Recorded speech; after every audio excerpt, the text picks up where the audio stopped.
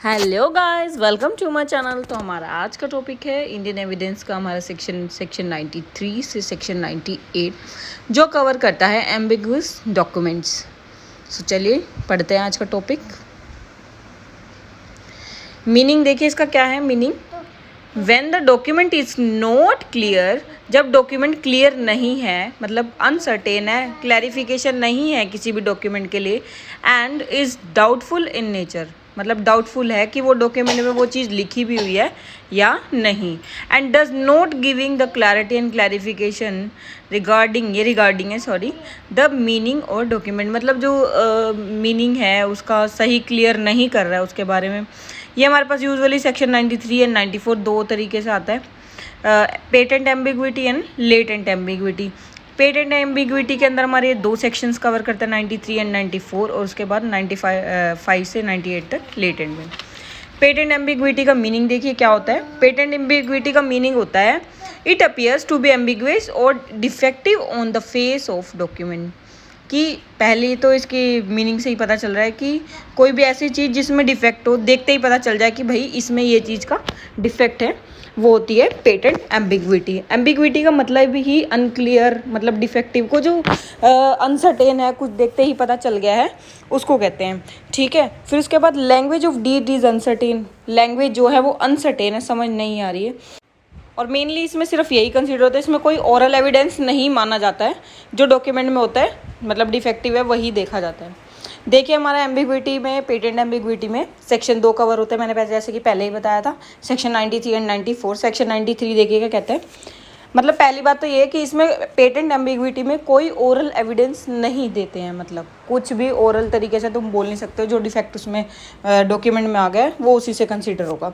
Section 93 कहता है where the language of document is ambiguous on its face and no definite meaning can be attached on it, कि कोई ऐसी, मतलब एक ऐसी लैंग्वेज है डॉक्यूमेंट पे जिससे देखते ही डिफेक्ट पता चल रहा है, मतलब मीनिंग क्लियर नहीं है, मतलब can be attached on it, उससे डिफेक्ट पता चल रहा है। एग्जाम्पल देखिए, Ram agrees in writing to sell a car to Shyam for rupees 1 lakh और 1.5 लाख। देखिए 1 लाख है या 1.5 लाख, एविडेंस के तौर पे यही नहीं पता चल रहा है कि 1 लाख में बेची है या 1.5 लाख में। सेक्शन 94 में देखिए, where language is plain in itself, जहाँ पर लैंग्वेज बिल्कुल क्लियर है, प्लेन है अपने आप में, and applies accurately to existing facts, no evidence can be given to contradict. Example देखिए, Ram sells to Shyam estate at Mumbai 100 bigha, कि उसने कह दिया कि इतने बीघा था, मैं इतने उधर बेच रहा हूँ।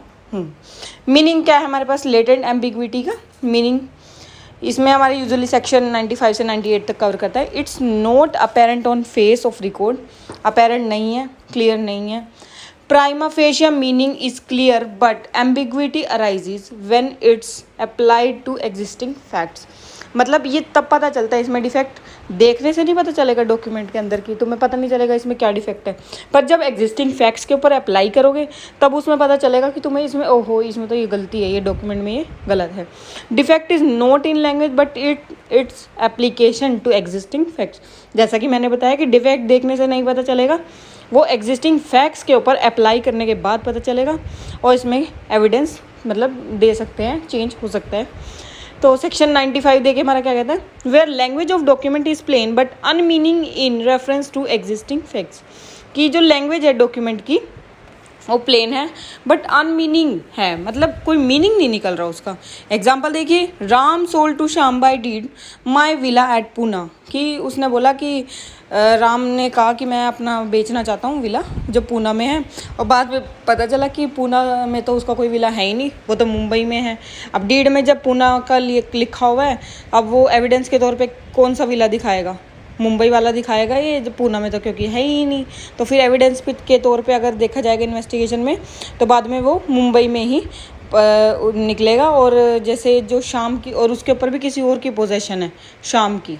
ठीक है, अब आ गया हमारा सेक्शन 96, देखिए क्या कहता है, language of document is plain but it applies to more than one person और थिंग, कि लैंग्वेज तो डॉक्यूमेंट में है जो वो सिंपल है, प्लेन है, क्लियर है, बट वो एक से ज़्यादा चीज़ों पे अप्लाई हो रही है, मतलब समझ नहीं आ रहा, अनक्लियर सा है। तो इसमें कैसे चेंज कर सकते हैं एज एन एविडेंस, तो एग्जांपल है, A sells to B for rupees 1 lakh my white car. ठीक है, अब उस बंदे के पास 3 सफ़ेद कार है, वाइट 3 कार लेके बैठा हुआ है और डीड बनाई है उसने कि मैं अपनी एक कार वाइट बी को बेच रहा हूँ। अब उस 3 वाइट में से कौन सी एक बेच रहा है ये क्लियर नहीं है, तो यहाँ पे एविडेंस देना पड़ेगा। अब आ गया हमारा सेक्शन 97 देखिए क्या कहते हैं, when language applies partly to one set of existing facts and partly to another set but doesn't apply correctly to either one of them, कि पार्टली एक पे अप्लाई हो रहा है एक फैक्ट पे, पार्टली दूसरे फैक्ट पे अप्लाई हो रहा है, पर दोनों में से किसी एक पे कंप्लीटली अप्लाई नहीं हो रहा।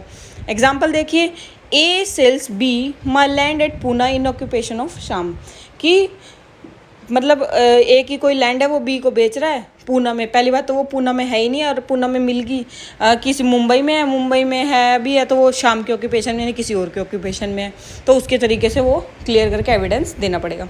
सेक्शन आ गया 98 सेक्शन देखिए कहता है, evidence can also be given to show meaning of illegible not intelligible characters, कि मतलब एलिजिबल और नॉट इंटेलिजिबल करेक्टर्स का मतलब उसका मीनिंग एग्जांपल से समझिए इसको। ए डिज़ाइनर है एक, उसने सेल्स करनी है बी को, ठीक है, कि उसने लिख दिया ऑल माय ड्रेसेस। अब ड्रेसेस में टॉप भी आते हैं, इंडो वेस्टर्न भी है, सिंपल भी है, वेस्टर्न भी है, हर तरीके की आती है। उसने अपना टाइप ऑफ ड्रेस क्लियर नहीं किया कि वो कौन सी ड्रेस बेचना चाहता है, तो ये मीनिंग यहाँ पे इस तरीके से उसको अपने डॉक्यूमेंट में एविडेंस देना पड़ेगा कि वो कौन सी टाइप की ड्रेस बेचना चाहता है। So thank you guys, thanks for watching my video, please like share.